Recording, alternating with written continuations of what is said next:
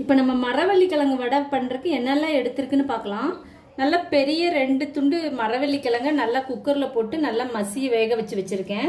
ஒரு 2 பெரிய வெங்காயத்தை பொடியாக நறுக்கி வச்சுருக்கு. 1 கப் கடலைப்பருப்பை ஊற வச்சு எடுத்து வச்சுருக்கு. 4 பச்சை மிளகா பொடியாக நறுக்கி வச்சுருக்கேன். மல்லி இலை கருவேப்பிலையும் பொடியாக நறுக்கி வச்சுருக்கு. கொஞ்சம் சோம்பு, இது கூட சால்ட்டு போட்டுக்கலாம். நம்ம இது எப்படி பண்ணுறதுன்னு இப்போ பார்க்கலாம். இப்போ நம்ம ஒரு பாத்திரத்தில் வேக வச்ச மரவள்ளி கிழங்கு போட்டிருக்கோம். இப்போ இதை நல்லா மசிச்சுக்கலாம்.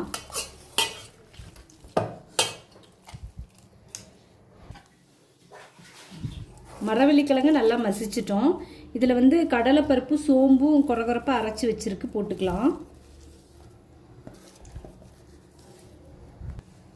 இதில் கட் பண்ணி வச்ச பெரிய வெங்காயம், கருவேப்பிலை, மல்லி இலை, பச்சை மிளகாய் எல்லாத்தையும் போட்டுக்கலாம். இதில் நம்ம தேவையான அளவு சால்ட் போட்டுக்கலாம். இப்போ எல்லாத்தையும் நல்லா மிக்ஸ் பண்ணி விட்டுக்கலாம். இப்போ இது வடையாக சுட்டு நம்ம எடுத்துக்கலாம். மிக்ஸ் பண்ணி விட்டுட்டு வடையாக சுட்டு எடுத்துக்கலாம். சூப்பராக இருக்கும். குழந்தைங்களுக்கு இது கொடுத்தா நல்லா ஹெல்த்தியாகவும் இருக்கும்.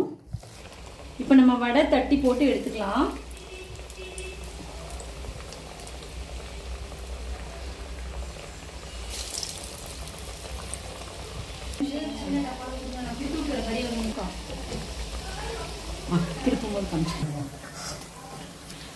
சூப்பரா மரவள்ளி கிழங்கு வடை ரெடி ஆயிடுச்சு. இதை நம்ம எடுத்துக்கலாம். இப்போ ஒரு சூப்பரான மரவள்ளி வடை ரெடி ஆயிடுச்சு ஃப்ரெண்ட்ஸ். இந்த வீடியோ உங்களுக்கு பிடிச்சிருந்தா லைக் பண்ணுங்க, ஷேர் பண்ணுங்க, சப்ஸ்கிரைப் பண்ணுங்க.